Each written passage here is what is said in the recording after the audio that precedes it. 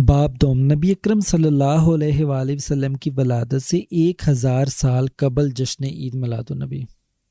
حضرت ابو ایوب انصاری رضی اللہ تعالیٰ عنہ کے گھر کے سامنے ہی حضور علیہ الصلوۃ والسلام کی اونٹنی کیوں رکی؟ آئیے حضرت ابو ایوب انصاری رضی اللہ تعالیٰ عنہ کی اس فضیلت کی تاریخی وجوہ بیان کرتے ہیں۔ یہ یثرب کے کوچہ و بازار کا منظر ہے، عجیب دلکش سما ہے، ہزاروں افراد پر مشتمل ایک قافلہ عاشقاں رواں دواں ہے۔ ہر شخص نہایت احترام اور عقیدت کے ساتھ سر جھکائے چل رہا ہے۔ لوگ یثرب کے در و دیوار سے دیوانہ وار لپٹ رہے ہیں اور ان کے ساتھ لگتے ہی بے اختیار انہیں چومنے لگتے ہیں۔ کچھ افراد کی آنکھیں اشکبار ہیں، بعض کی آنکھوں سے آنسوؤں کا سیلاب رواں دواں ہے۔ ان سب کے آگے ایک شخص دیوانہ وار چل رہا ہے۔ وہ کبھی یثرب کی گلیوں اور کبھی مکانوں کی دیواروں کو بے اختیار چومنے لگ جاتا ہے اور کبھی انہیں حسرت سے تکنے لگتا ہے۔ یہ شخص کوئی معمولی آدمی نہیں، شاہانہ لباس میں ملبوس ہے اور اپنے اعتبار سے اس قافلہ عشاق کا قائد نظر آتا ہے، لیکن آج وہ شاہانہ جاہ و جلال، تم تراک اور شان و شوکت کی بجائے عجز و انکساری کا پیکر اور والہانہ جذبات کا مظہر دکھائی دیتا ہے۔ وہ عجب و رفتگی اور شیفتگی کے عالم میں کچھ کہہ رہا ہے۔ اس کے لہجے اور آواز میں نہایت دردمندی اور سوز و گداز موجود ہے۔ وہ نہایت احترام اور بے پناہ عقیدت کے ساتھ گویا ہے۔ اس کے ہر لفظ سے درد و سوز اور آرزومندی کی بے پایاں خوشبو آ رہی ہے۔ وہ کہہ رہا ہے، یثرب کی گلیوں گواہ رہنا کہ طوبی الحمیری تمہارے آقا کا سچا غلام ہے۔ یثرب کے بازاروں اور اس کے مکانات کی پاکیزہ دیواروں، شاہد رہنا اور یاد رکھنا کہ میں تمہارے مولا کا نہایت ادنا عقیدت مند اور نام لیوا ہوں۔ اے مقدس اور محترم دروازوں، محتشم اور مکرم دیواروں، میں تمہیں بوسے دیتا ہوں، تمہاری گلیوں کی خاک چوم رہا ہوں، بلکہ اس خاک پاک کو اپنی آنکھوں کا سرما بنانے کی سعادت حاصل کر رہا ہوں۔ اے ارض یثرب، یہ آسمان صرف اس لیے سر بلند و سرفراز ہے کہ اس نے تیرے شہر کی چھت کو بوسہ دیا ہے۔ یہ خاک اس لیے ارجمند ہے کہ یہ میرے آقا و مولا کی ہجرت گاہ بننے والی ہے۔ ہاں، یہ وہ مقام ہے جہاں آفتاب سعادت طلوع ہونے والا ہے، جس کی آمد سے دنیا بھر کی ظلمتیں چھٹ جائیں گی، ہر طرف نور ہی نور ہوگا، ساری کائنات عرضی سعادتوں اور برکتوں سے معمور ہو جائے گی۔ اے ارض اقدس، یہاں بدر منیر طلوع ہوگا جس کی چاندنی سے ساری فضا پر نور ہو جائے گی اور یہ دلوں کے اندھیرے کافور ہو جائیں گے۔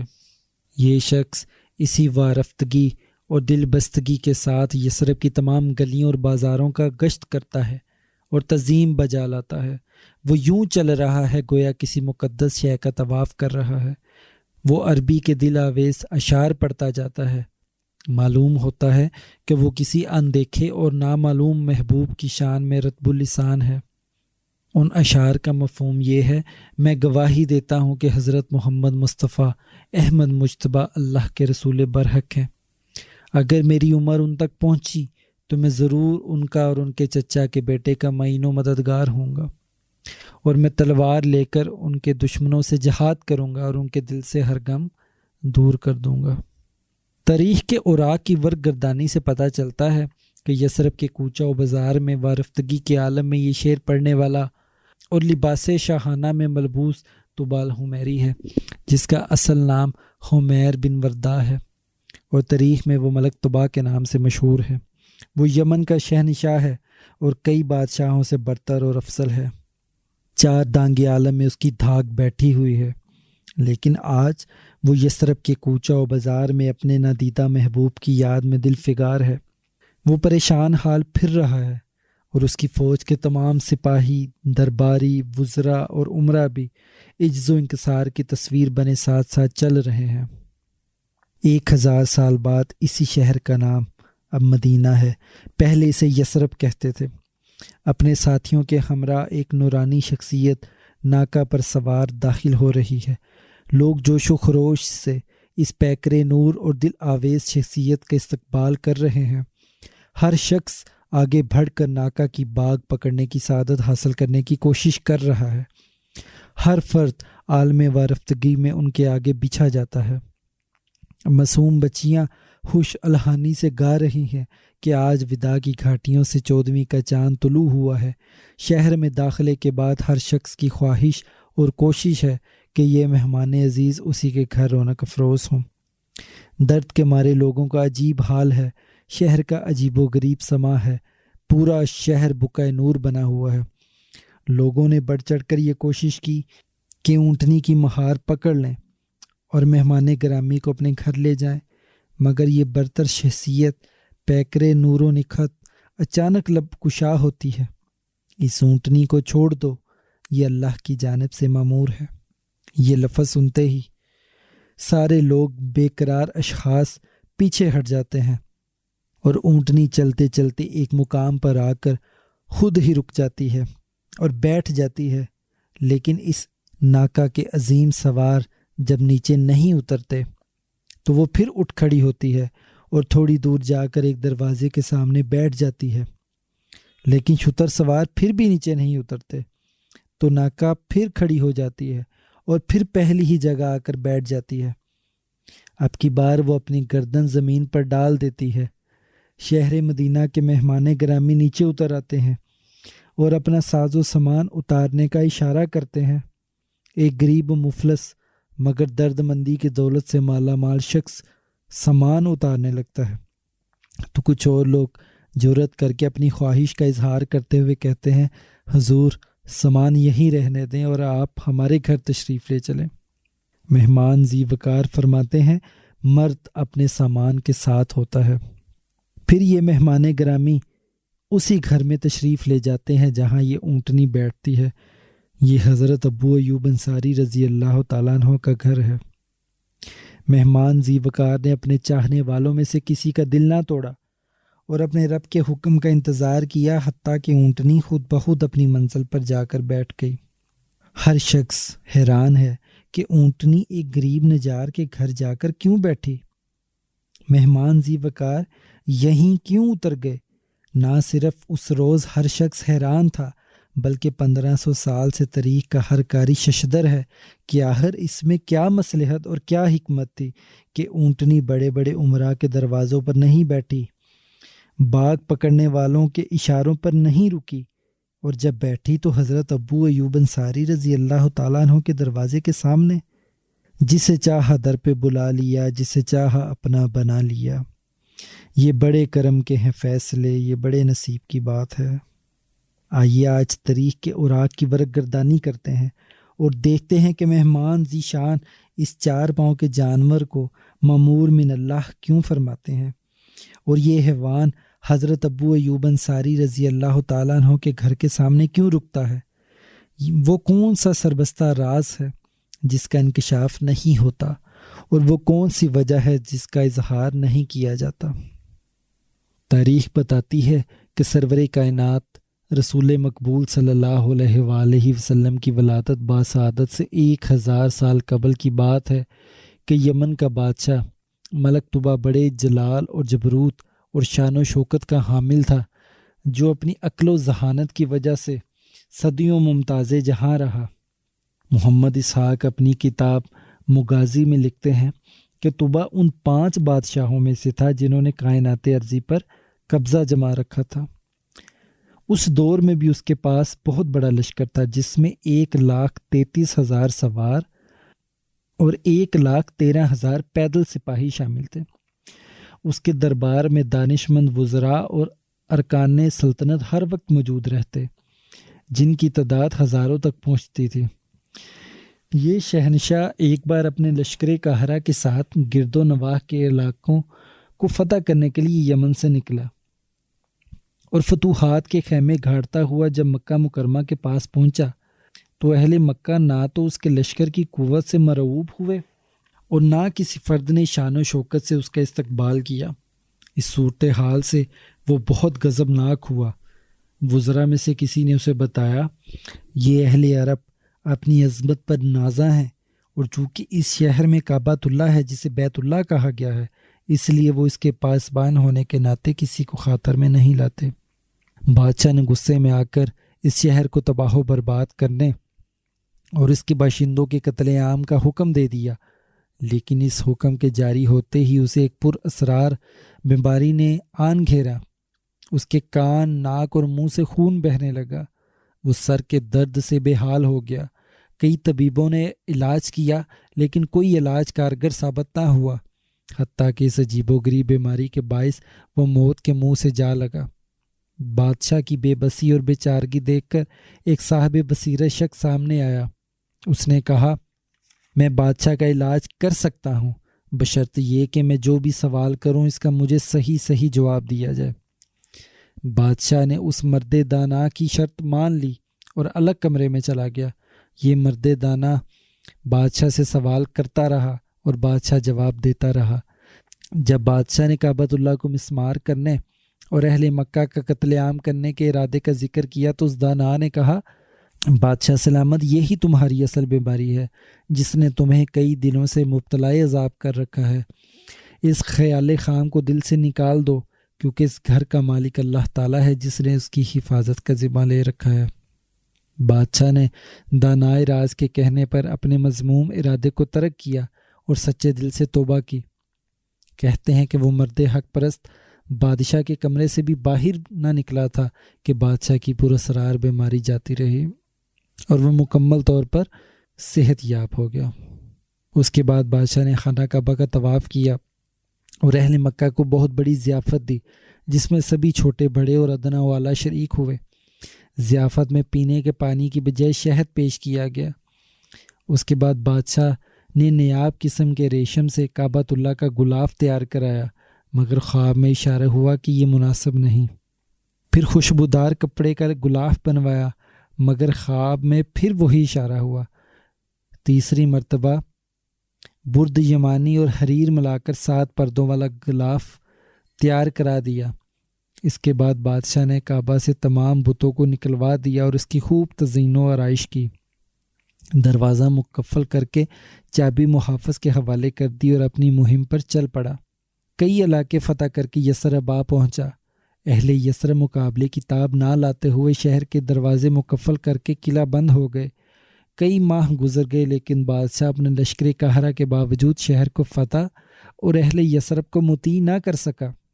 آخرکار اہل شہر کے حالات کی جستجو میں لگ گیا تاکہ کہیں کوئی کمزوری نظر آئے اور اس سے فائدہ اٹھا کر وہ شہر پر حملہ کر سکے۔ ہفتوں اور مہینوں گزرنے کے باوجود اسے کامیابی کی کوئی صورت نظر نہ آئی۔ اسے شب خون مارنے کا بھی موقع نہ ملا۔ ایک روز صبح اس نے اپنے لشکر کے خیموں کے باہر کھجوروں کی گٹھلیاں پڑی دیکھیں تو وہ بہت حیران ہوا، کیونکہ اس کے اپنے زاد راہ میں کھجوروں کا نام و نشان بھی موجود نہ تھا۔ اس نے اہل لشکر سے استفسار کیا تو سپاہیوں نے بتایا، رات کے آخری حصے میں یثرب شہر کی فصیل کے اوپر سے کھجوروں سے بھری ہوئی بوریاں پھینک دی جاتی ہیں جنہیں ہم کھا لیتے ہیں۔ بادشاہ طوبیٰ الخمیری یہ سن کر حیران و پریشان رہ گیا اور کہنے لگا، ہم تو مہینوں سے اس شہر کا محاصرہ کیے ہوئے ہیں، باہر سے تمام رسد بند کر کے انہیں بھوکا مارنے کی کوشش میں ہے اور اس کے مکینوں کو لوٹنا، قتل کرنا اور تباہ و برباد کرنا چاہتے ہیں، لیکن یہ عجیب لوگ ہیں جو حالت جنگ میں اپنے دشمنوں کے ساتھ دوستوں والا سلوک کر رہے ہیں۔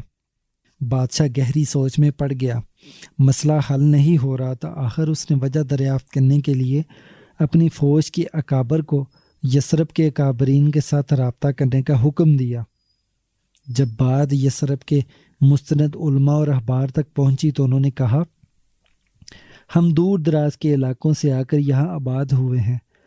ہم میں سے کسی کا تعلق خیبر سے ہے اور کسی کا کسی دوسرے علاقے سے، کوئی شام سے آیا ہے اور کوئی مصر سے، لیکن ہم یہودی ہیں۔ ہم نے تورات اور زبور جیسی الہامی کتابوں میں پڑھا ہے کہ یہاں نبی آخر الزماں آنے والے ہیں اور ہم یہاں رہ کر انہی کا انتظار کر رہے ہیں۔ ہماری کتب اور صحائف آسمانی کے مطابق پیغمبر آخر الزمان حلیم و کریم اور شفیق و مہربان ہونے کے ساتھ ساتھ مہمان نواز بھی ہوں گے، اس لیے ہم بھی اپنے آپ کو ان جیسی صفات کریمہ سے متصف کرنے کی کوششیں کر رہے ہیں۔ طوبیٰ الخمیری اہل یثرب کی ان باتوں اور حسن سلوک سے نہایت متاثر ہوا۔ اس کے سینے میں سوز و گداز سے معبور دل پگھل گیا، بے اختیار رونے لگا۔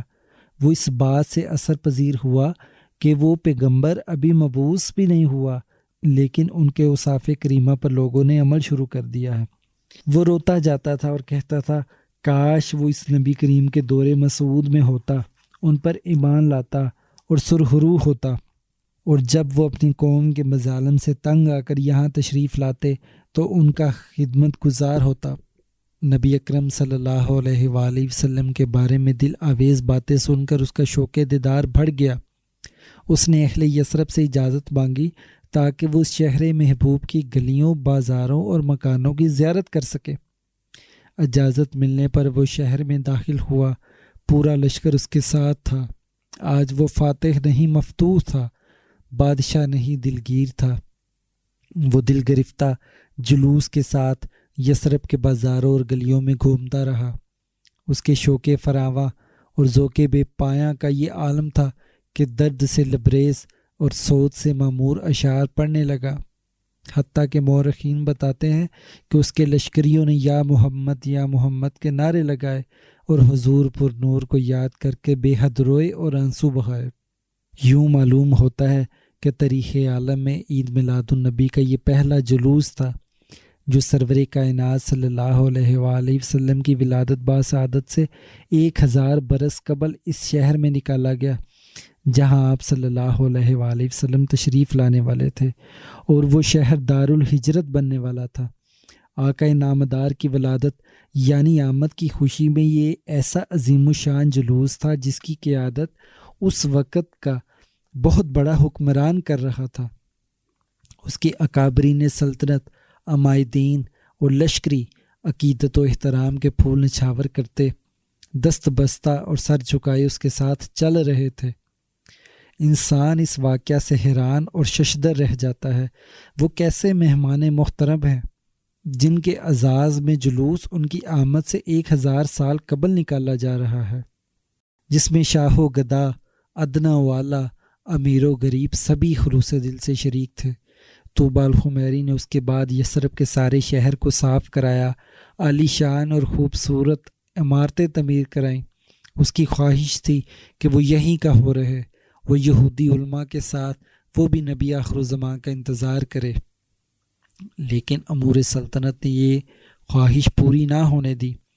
بعض روایات کے مطابق وہ کافی مدت یہاں مقیم رہا، لیکن اس کی عدم موجودگی میں یمن میں بغاوت ہو گئی تو اسے بدل نخواستہ واپس کوچ کرنا پڑا۔ اس نے اپنی خواہش کی تکمیل کے لیے 400 علماء کو خوبصورت مکانات بنوا کر دیے اور انہیں گزر اوقات کے لیے باغات لگوا کر دیے۔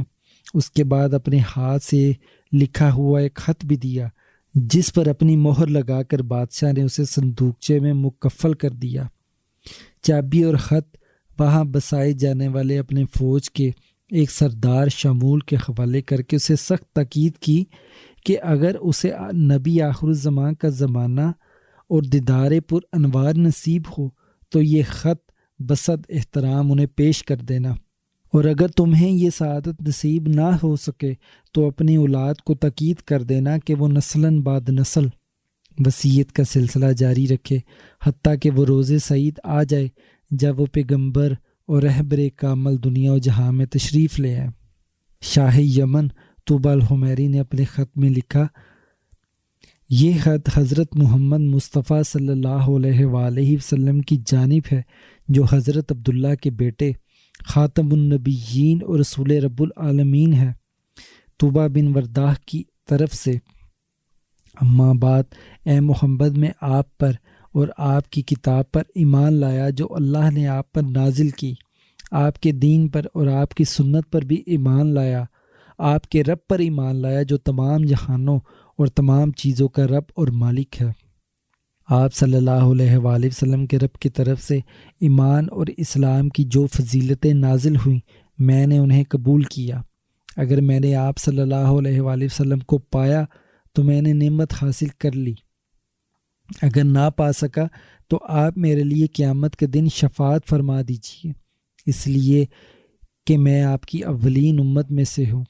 للہ، اس دن مجھے فراموش نہ کیجیے گا، میں نے آپ کی اتباع، آپ کی تشریف آوری اور آپ کی بعثت سے پہلے کی ہے۔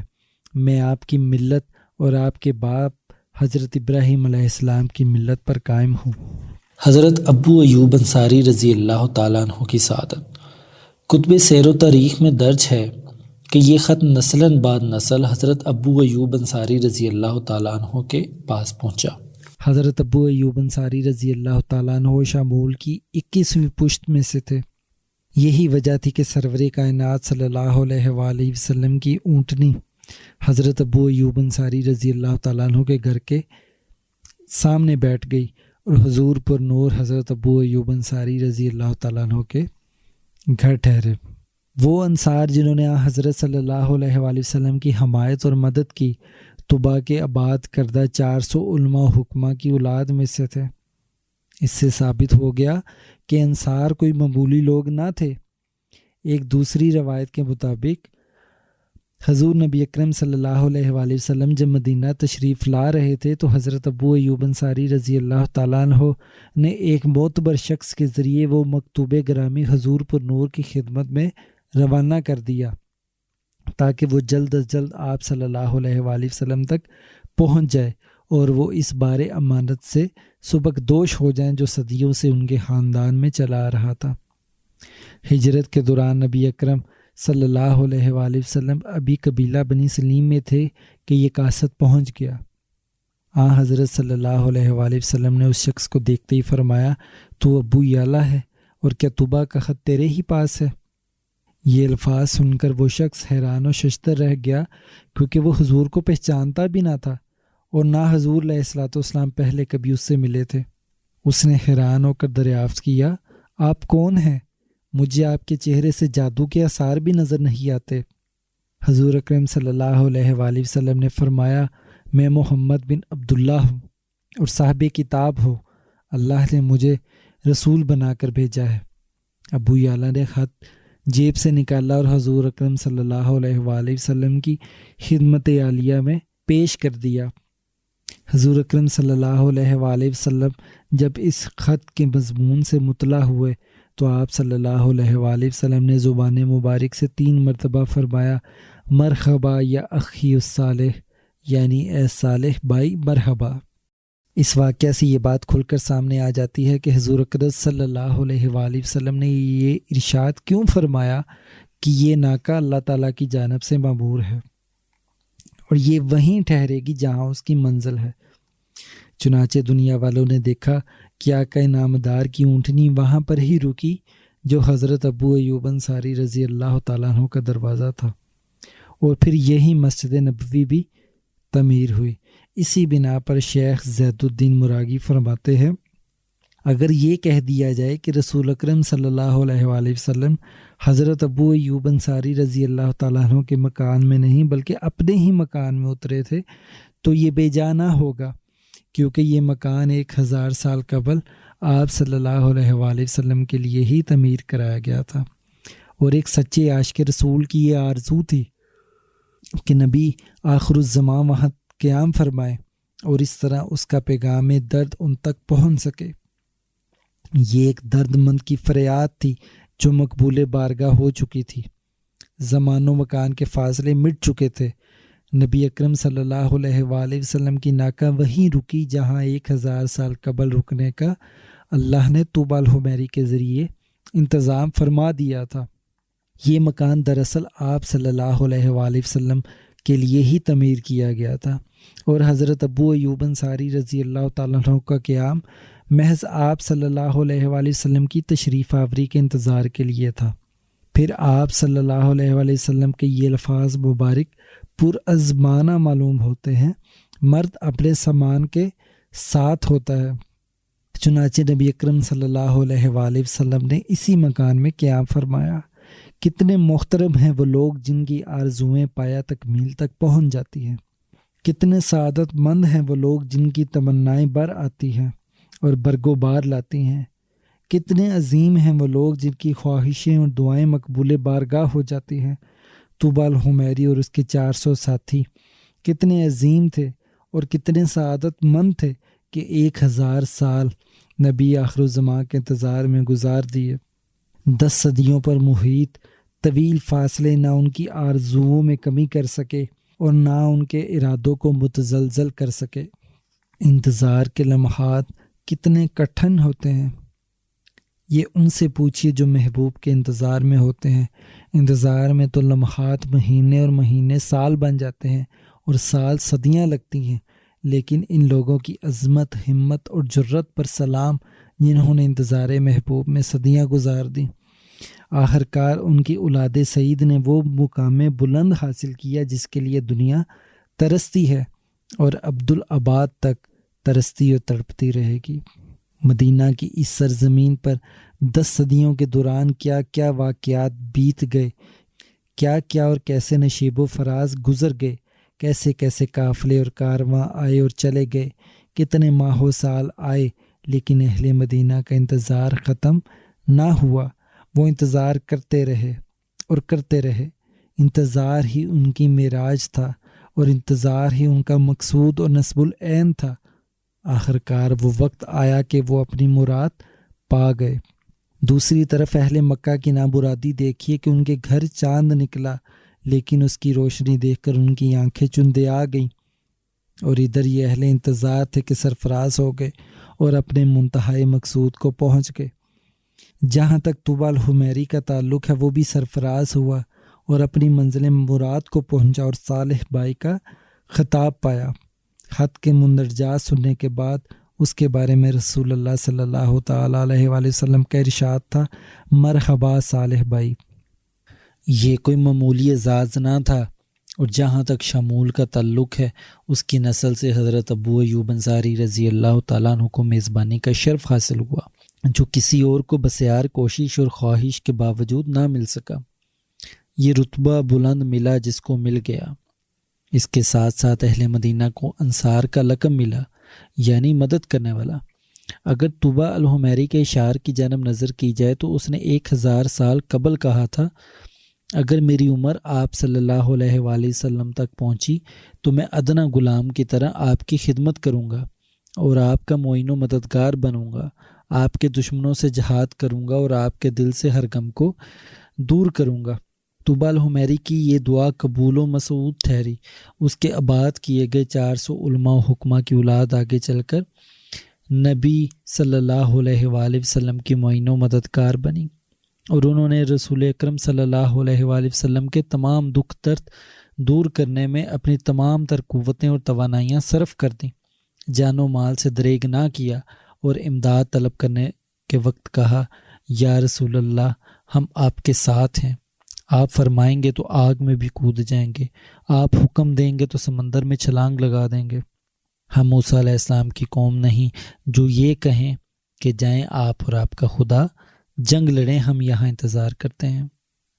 اس کے برعکس اہل مکہ نے آپ صلی اللہ علیہ وآلہ وسلم کو اتنے دکھ دیے، اتنے مصائب اور تکالیف سے دوچار کیا کہ آج ان کی معمولی یاد سے ہی رونگٹے کھڑے ہو جاتے ہیں، حتیٰ کہ انہوں نے آپ صلی اللہ علیہ وآلہ وسلم کے صحابہ کا جینا دوبھر کر دیا، گھر بار چھین لیا، لیکن اہل مدینہ کو وہ مقام و مرتبہ عطا ہوا کہ جس پر تاریخ عالم رہتی دنیا تک فخر کرتی رہے گی۔ انصار کو یہ اعزاز اور مرتبہ حضور اکرم صلی اللہ علیہ وآلہ وسلم کے پہلے عاشق طوبیٰ الحمیری کی بدولت حاصل ہوا، جس نے جلوس کی صورت میں میلاد مصطفیٰ منانے کی اولین سعادت حاصل کی تھی۔